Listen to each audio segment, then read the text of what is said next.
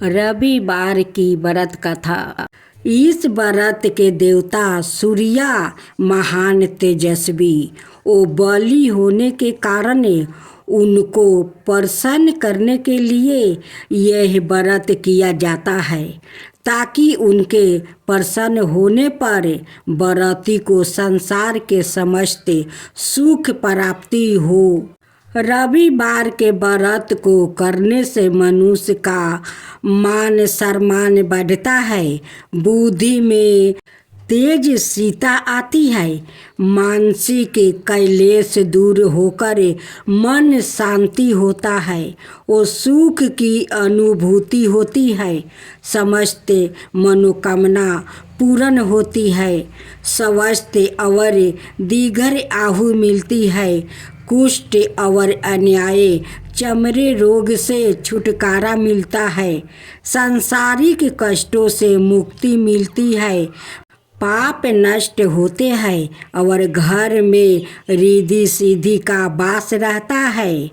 पूजन विधि विधान। यह व्रत कोई भी मास के शुक्ल पक्ष के अंतिम रविवार से आरंभ करना शुभ माना गया है। इसे 12, 30 या पूरे एक बरस के 52 व्रतों की संख्या में करना चाहिए। कुछ लोग इस व्रत को 5 वर्ष तक लगातार करते हैं और प्रत्येक वर्ष की समाप्ति पर 12 ब्राह्मण को भोजन कराते हैं। व्रती को प्रातः काल नित्य कर्मों से निवृत्त होकर 5-10 बेलपत्र पानी में डालकर स्नान करना चाहिए। फिर लाल रंग के स्वच्छ वस्तु या बनियान धारण करके मस्तक पर चंदन का टीका लगाकर तिथि मास पक्ष आदि कहकर संकल्प ले कि सारे रोग के निवारण के लिए, आयु की वृद्धि और सब कामनाओं की सिद्धि के लिए, सूर्य नारायण की प्रसन्नता के लिए सूर्य व्रत के अंग रूप से कहा गया है। श्री सूर्य देव का पूजन मैं करूँगा और गणपति के स्मरण के साथ साथ कलश आदि का पूजा करूँगा, क्योंकि इस दिन भगवान सूर्य का पूजन करने का विधान है और उनका वर्ण लाल है। अतः सूर्य पूजन के लिए लाल रंग की वस्तु जैसे रोली, गुलाब के लाल फूल, लाल चंदन, केसर, लाल वस्तु, लाल गुलाब की माला चढ़ाए। एक तांबे के पात्र में लाल चंदन से अष्टदल कमल लिख कर सूर्य भगवान का पूजन करे। सूर्य को जलांजलि प्रदान करे। व्रत में फलाहार हो या पारण भोजन दिन में एक बार ही करे। भोजन में नमक का सेवन माना है। भोजन सूर्यास्त से पहले और उसमें गुड़ से बना हुआ हलवा, इलायची डालकर सेवन करें। चावल की खीर भी ग्रहण की जा सकती है। यदि सूर्यास्त से पहले भोजन करना भूल जाए तो दूसरे दिन सूर्योदय होने पर अर्घ देकर ही भोजन करें। इस व्रत का उद्यापन करने का विधान है। इस दिन 12 ब्राह्मणों को भोजन कराकर लाल वस्तु दक्षिणा में दे। सम्मान संख्या के संकल्पित व्रत पूरे होने पर अंतिम रविवार को आम के वृक्ष की लकड़ी से हवन करे, पूर्णाहुति दे। व्रत के दिन 5 बार माला फेरते हुए ओम हंग हिंग होंग हंग सूर्याय नमः जप करे। याचक को गुड़ दान करे और ब्राह्मणों को भोजन करा के लाल वस्तु वो गेहूं का दान करे। व्रत की गाथा पढ़ने के बाद सूर्या देव को विशेष अर्घ दे। अब आप सुने यमराज भगवान और गरीब किसान की प्रेरणादायक कथा। बहुत समय पहले की बात है। भारत के एक दूर दराज गांव में एक किसान, मेहनती किसान रहता था। उसका नाम हरिया था। हरिया के पास ना तो ज़्यादा ज़मीन थी और ना पैसा, ना कोई बड़ा घर, लेकिन उसके पास था इनाम, मेहनत और भगवान पर अटूट विश्वास। हर रोज सुबह वो सूरज उगने से पहले उठता है, भगवान को नमस्कार करता है और खेतों की ओर निकल पड़ता है। कभी तेज धूप, कभी बरसात तो कभी भूखे, कुछ भी उसकी मेहनत को नहीं रोक सकता था। लोग कहते थे कि हरिया गरीब जरूर है लेकिन उसका मन हीरा है। वो अक्सर एक ही बात दोहराया करता था, मेहनत से डर मत, भगवान देर करता है पर अंधेर नहीं करता है।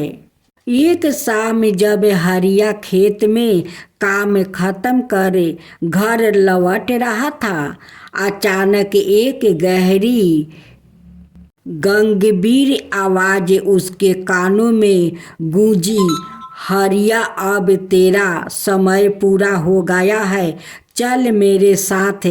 हरिया ने चौंक कर देखा, उसके सामने यमराज भगवान खड़े थे।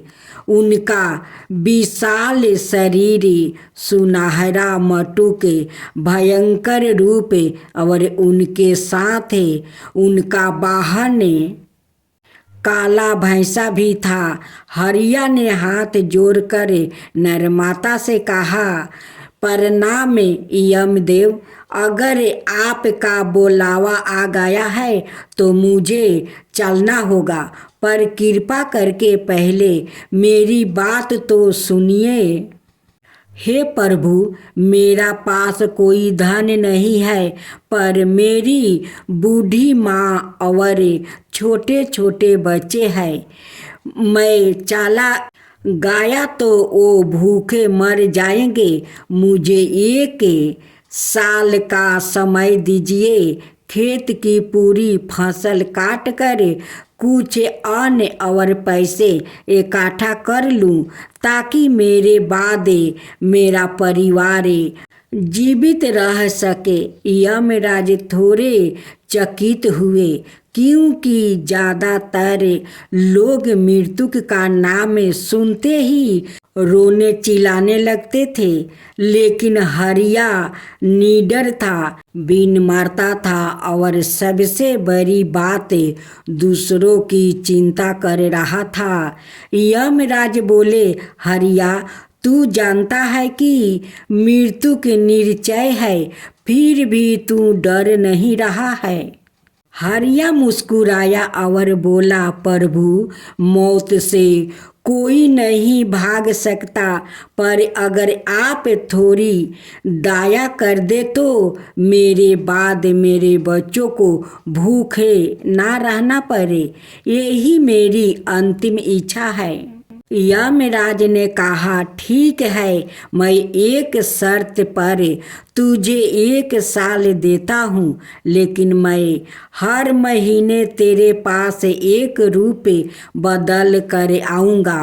अगर तू मुझे पहचान गया तो साल पूरा हो जाएगा, अगर नहीं पहचाना तो यहीं से तुझे यमलोक ले जाऊँगा।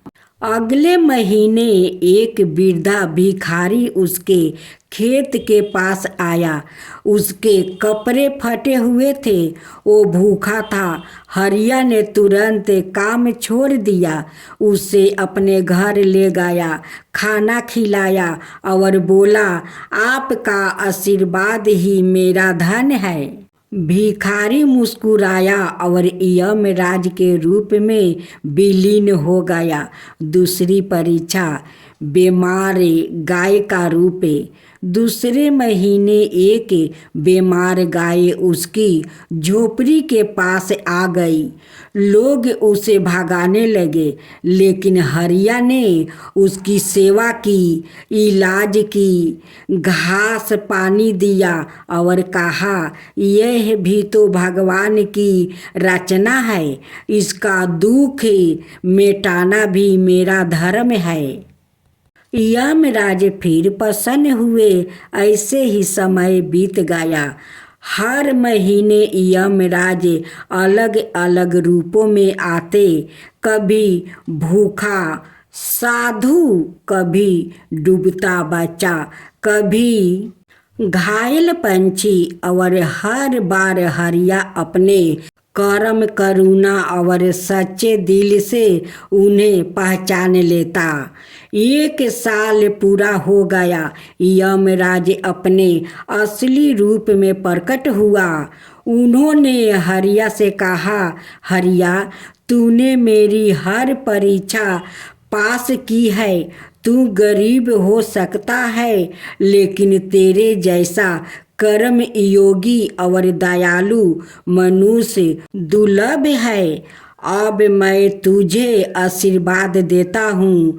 तुझे अभी मृत्यु नहीं मिलेगी।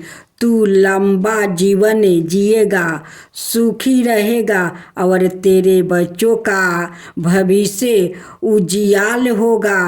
यमराज आकाश में विलीन हो गया और हरिया की आंखों से आंसू निकल पड़े। खुशी के आंसू। गांव में यह बात फैल गई और हर कोई कहने लगा, भगवान कर्म को देखते हैं, रूप और धन को नहीं। आज आप सुनेंगे मंगलवार की हनुमान जी की कहानी। हनुमान जी ने राम के चरणों में नमन किया और अयोध्या से निकल पड़े। हनुमान जी अनेक तीर्थों और आश्रमों में गया, ऋषियों से मिले, अनेक प्रश्न पूछा, किंतु किसी से संतोषजनक उत्तर ना मिला। एक दिन वो कैलाश पर्वत के समीप एक निर्जन वन में पहुंचा, जहाँ एक ब्रह्मचारी संत ध्यान मगन बैठे थे। महातेजस्वी वेद श्री ब्रह्मा कहा जाता है कि वेदों के कथा रहस्यों को उन्होंने आत्मसात कर दिया है और ब्रह्म ज्ञान के प्रकाश में लीन रहते हैं। हनुमान जी ने उन्हें साष्टांग प्रणाम किया और अपनी शंका बताई। वेद ऋषि ने धीरे धीरे आंखों खोली, बोले, हनुमान, तुम्हारी भक्ति से पर संदेह नहीं है, परंतु आत्म समीक्षा का प्रश्न बड़ा है। एक साधक को तब तक पूर्ण नहीं माना जाता जब तक यह सवाए की गहराइयों में उतर कर अपने भावों की शुद्धता ना परीखे। हनुमान जी ने कहा, मैं किसी भी परीक्षा को स्वीकार कर लेने को तैयार हूँ। वेद ऋषि बोले, पास ही गांव है शिवपुर, वहाँ एक वृद्धा विधवा रहती है। नाम है सत्यवती। उसका कोई नहीं है। वो अत्यंत निर्धन है, पर राम भक्त है। तुम्हारी परीक्षा यह है, अगले 40 दिन तुम उसकी सेवा करो, बिना उसे यह जानने दिया कि तुम कौन हो। तुम अपनी भक्तियों प्रयोग नहीं करोगे, केवल मानव रूप में सेवा करोगे। और यदि यह वृद्धा अंत कहे कि मुझे प्रभु राम ने संभाला, तब समझो तुम्हारी भक्ति सत्य है। हनुमान जी ने हृदय से यह स्वीकार कर लिया। हनुमान जी गर्मीन भेष में शिवपुर पहुंच गया। वृद्धा का घर टूटे हुए खपरौल से ढाका था। एक छोटी सी झोपड़ी। वो रोज सुबह नदी से पानी लाती है, सूखे पत्ते बिटोरती है और किसी तरह रोटी सेकती है। उसका शरीर झुका हुआ था, आंखें धुंधली, परंतु जीभा पर राम राम की नाम था। हनुमान जी ने बिना उसकी जानकारी के सेवा आरंभ किया। कभी रात को उसकी झोपड़ी की मरम्मत करते, कभी सूखी लकड़ी चुपचाप रख जाते, कभी दूध का पात्रा उसके द्वार पर छोड़ देते, कभी चुपचाप उसकी चप्पल की मरम्मत कर देते। सत्यवती कभी सोचती, राम जी मेरे कष्ट हर रहे हैं और भी श्रद्धा से भजन करती। हनुमान जी नृत्य उसका ध्यान रखते। उन्होंने गांव के कुछ बच्चों को प्रतीत किया कि वो वृद्धा के साथ समय बिताए। धीरे धीरे सत्यवती की स्थिति सुधरने लगी। 32वां दिन गांव में भारी वर्षा हुई। नदी तूफान पर थी और सत्यवती की झोपड़ी में पानी भरने लगा।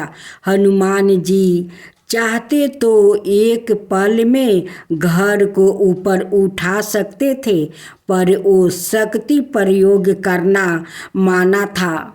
उन्होंने त्वरित वृद्धा से गांव वालों को एकत्र किया और एक साथ मिलकर झोपड़ी को संभाल लिया। यह सेवा इतनी सरलता से की गई कि किसी को संदेह तक नहीं हुआ। वृद्धा उस रात बहुत रोई।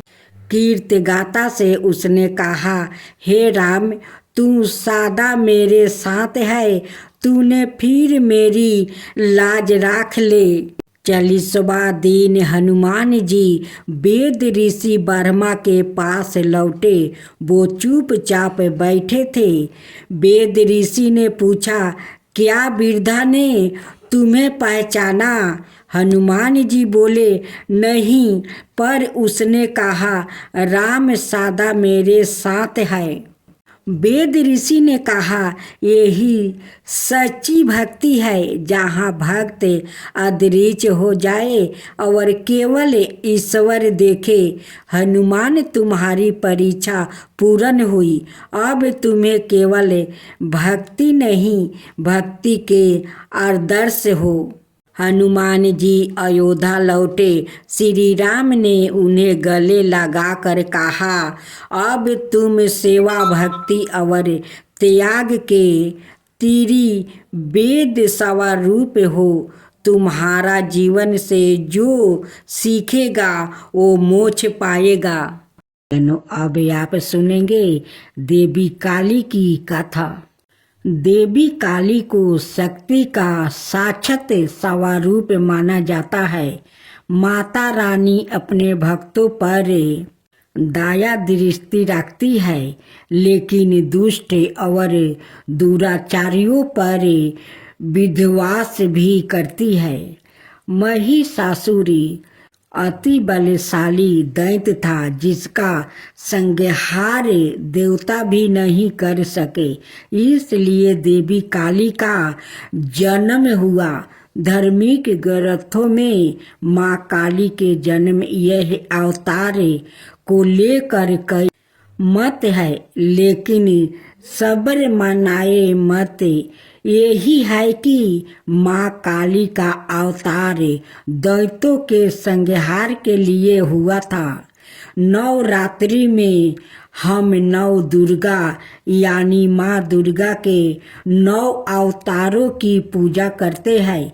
लेकिन जब दैत्यों के संहार के लिए माँ काली का जन्म हो चुका था तो फिर क्यों माँ दुर्गा को कई अवतार लेने पड़े? आइए जानते हैं इसके बारे में। काली माँ की कहानी छठी सातवीं के देवी महात्म्य के प्रथम अध्याय में काली को महाकाली के रूप में दर्शाया गया है। वो भगवान विष्णु के सोते हुए शरीर से देवी योग निद्रा के रूप में पैदा हुई ताकि ब्रह्मा और दुनिया को 2 राक्षसों मुद और कदब से बचने के लिए उन्हें जगाया जा सके। एक बार जब विष्णु जागे तो उन्होंने उन राक्षसों के खिलाफ एक लंबा युद्ध शुरू किया, लेकिन वो अभी भी पराजित थे और अपनी सफलता पर गर्व कर रहे थे। यह देखकर महाकाली ने महामाया का रूप धारण किया और दोनों राक्षसों को मंत्रमुग्ध करने के लिए चली गई। जब वो महामाया से विचलित हुए तो विष्णु ने उन्हें तुरंत मार डाला। बाद के अध्यायों में चंड और मुंड 2 राक्षस थे जो देवी दुर्गा पर हमला करते थे। दुर्गा इतनी उग्रता से जवाब देती है कि काली उसके माथे से निकलती है और उन दोनों को मार देती है। यहाँ काली को गहरे नीले रंग की त्वचा संधि हुई, आंखों वाला एक पातला चेहरा और खोपड़ियों की माला के साथ बाघ की खाल का कपड़ा पहने हुए बताया गया है। बाद में उसी युद्ध में राक्षस से रक्त बीज जिसके सेनापति चंड और मुंड थे युद्ध में काली का सामना करते हैं। रक्त बीज को वरदान है कि उसके खून की हर बूंद जो जमीन को छूती है उससे उसका एक और कैलोन पैदा हो जाएगा। चौकी दुर्गा रक्त बीज को उसके अनगिनत कैलोनों के साथ हारने में असमर्थ है। काली उसके शरीर से उसका खून चूस लेती है और उसे हराने के लिए उसके कैलोनों को खा जाती है।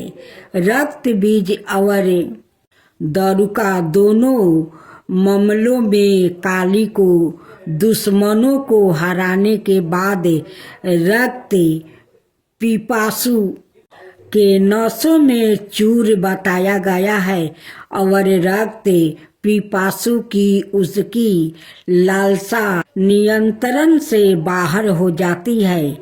शिव को फर्श पर शांत होकर हस्तक्षेप करना पड़ता है।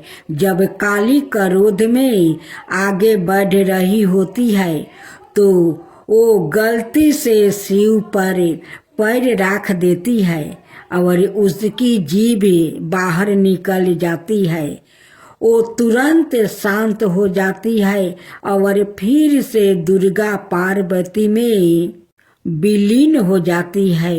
युद्ध में भाग लेने के बाद शिव ने पार्वती को काली काली त्वचा वाली कहकर चिढ़ाए। पार्वती बहुत आहत हुई और योग तक तपस्या करना शुरू कर दिया जब तक कि उन्होंने अपना काला रंग नहीं खो देती है, इसे त्याग नहीं दिया और गौरी सुनहरी तवाचा वाली देवी नहीं बन गई। उसका छिपा हुआ अंधकारमय अवतारण कोशिकी बन जाता है, जो क्रोधित होने पर काली बन जाता है। काली पूजा उत्सव देवी काली को समर्पित है और विशेष रूप से पश्चिम बंगाल, ओडिशा और असम के भारतीयों क्षेत्र में मनाया जाता है। यह हिंदू कैलेंडर के हर महीने में अमावस्या के दिन मनाया जाता है। यह दीपावली के बाद शुरुआत होता है और दिनों तक चलता है। चौकी देवी काली महाविद्याओं में प्रमुख है। उनमें से प्रत्येक का काली पूजा से पहले अवतार का एक दिन होता है। काली माँ को फलों का प्रसाद बंगाल में खिचड़ी भोग के साथ निरामिष अर्थात बिना प्याज या लहसुन का मटन, मछली, करी, पायस, मिठाई और भाजा गहरे तेले हुए पकौड़े चढ़ाया जाता है। कुछ स्थानों पर प्रसाद के रूप में शराब भी चढ़ाई जाती है।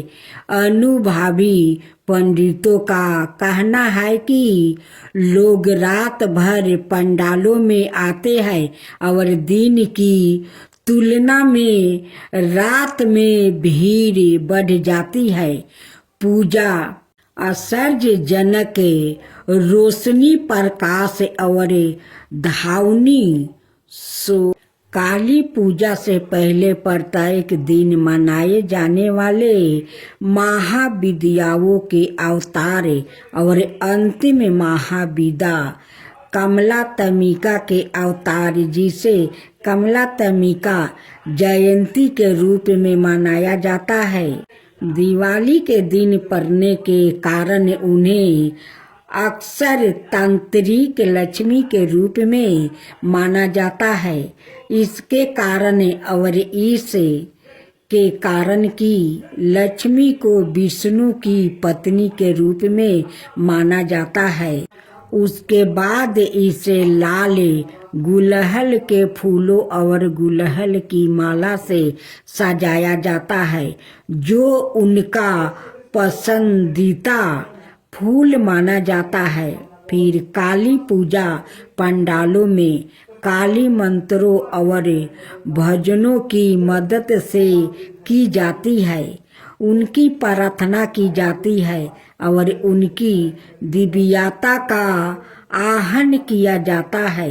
यदि पूजा घर पर आयोजित की जा रही है तो मंदिर काली पूजा की पूजा सेवा प्रदान करता है, जहां भक्त की ओर से पूजा आयोजित की जाती है। मंदिर के पंडितों के पास पूजा के लिए सारी सामग्री तैयार है और भक्तों को बस कुछ निर्देशों का पालन करना है, जो मंदिर द्वारा इसमें